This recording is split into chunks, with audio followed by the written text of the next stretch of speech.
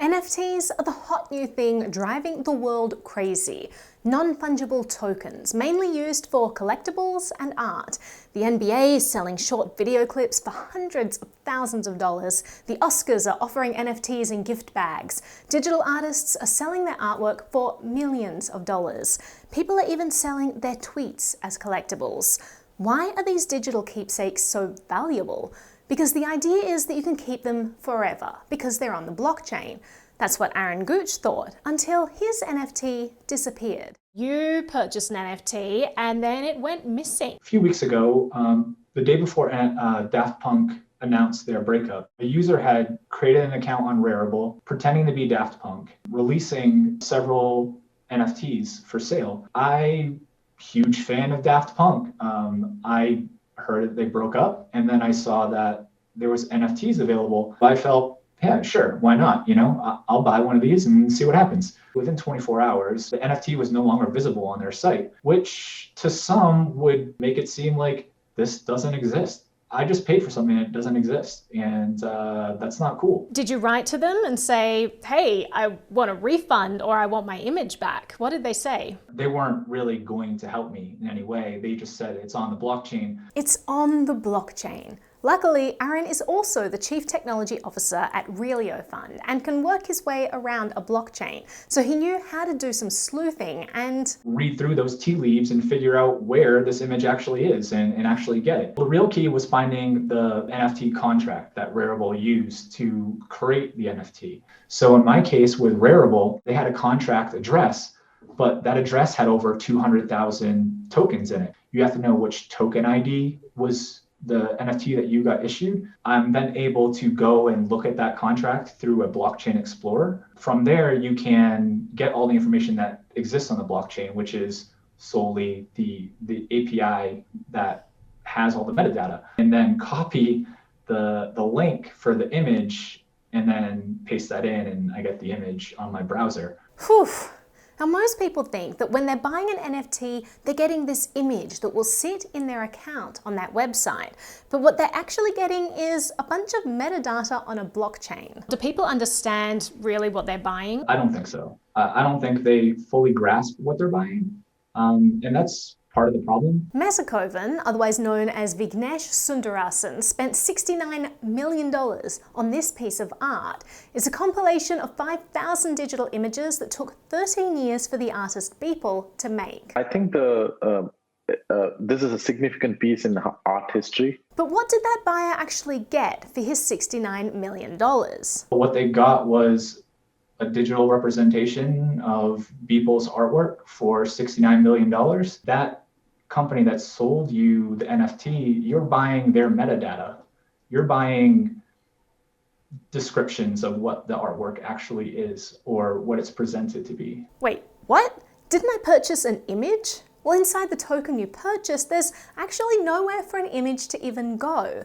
And it would be unimaginably expensive to actually store a 300 gigabyte file in the ERC721 token like the Beeple piece. What's in the token is just an address pointing somewhere on the internet. And if you go to that address, you'll usually find a file that contains data about your image that you purchase. There's an image URL, there's a description, there's a name, and that's pretty much what you bought. If you follow that second link that's in the description, you'll find where your image is stored. And sometimes that link is just to the company's website. Websites can go dead. You can have companies change out what exists at the website. You're at the mercy of these companies because you don't control the metadata. You don't control what you actually bought. And really, they can pull the rug out from underneath you. They can change the image that you see. They can change the attributes. They can change the name, the description, everything.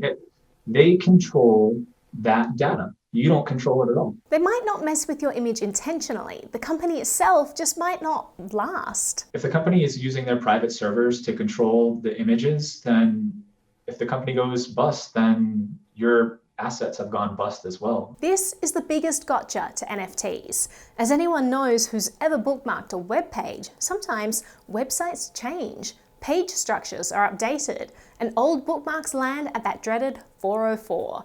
The same can happen to NFTs. your token stored in the blockchain points to a link, and this link can go away. If the site you purchased the NFT from decides they no longer want to host the image for any reason, all you have is a cryptographically secured dead link that you likely paid unreasonably high ETH gas fees to acquire.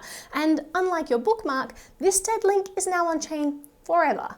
Now, one way some NFT platforms help prevent this is by using an IPFS link instead. IPFS is basically a decentralized storage system. An IPFS link points to an asset in a decentralized system, and that asset could potentially exist at multiple locations in that system instead of a single server. If your file is on IPFS, then the NFT platform can't swap out information, change the image, or delete it entirely.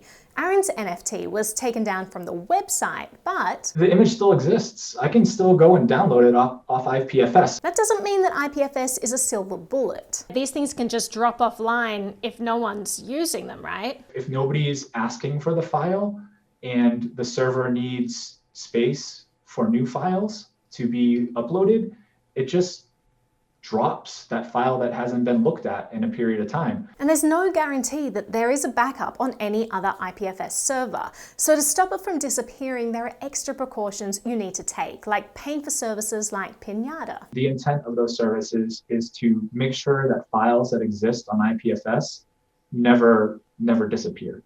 And they do this by simply requesting the file periodically throughout the day. Now, if the IPFS server storing your files is run by the company that sold you your NFT, does that also provide a risk? It has a slight risk. You still have the problem that if I go away or my company goes away, the IPFS server can just disappear.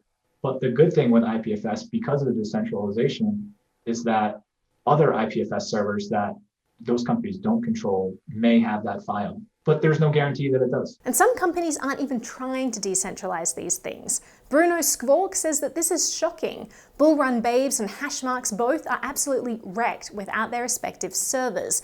Your immutable digital art is ephemeral and will turn into placeholders within the next year. Sonic Blend says, half the time the NFT media asset is hosted on AWS, Google Cloud, or IPFS, which doesn't come with a guarantee of permanency and data redundancy. Tron Dog's left without a trace, leaving users with metadata alone. What happens when more and more people start to lose access to what they thought was forever? This is all going to come crashing down at some point. It's inevitable. Either people wake up and see what they're spending their Ethereum on or their money on really is, smoke and mirrors. This is a fundamental weakness of NFTs as they currently stand. Link rot will always be an issue. John Palmer thinks that if these images are no longer hosted anywhere in a couple of years, it will set NFT stuff back by a lot. So are NFTs complete vaporware that's going to disappear? No, absolutely not dead. They're not going away. There definitely is room for improvement. 5-10 years, I'm probably leaning on the side of being way bigger than anybody ever intended. And in some ways, it's just going to become more entwined with our lives. You're going to start seeing, supermarkets giving out NFTs for, shopping there and things like that. It's going to be so entwined into our regular lives in, a decade that we'll look back at this conversation and just be like, wow, this went right over our heads.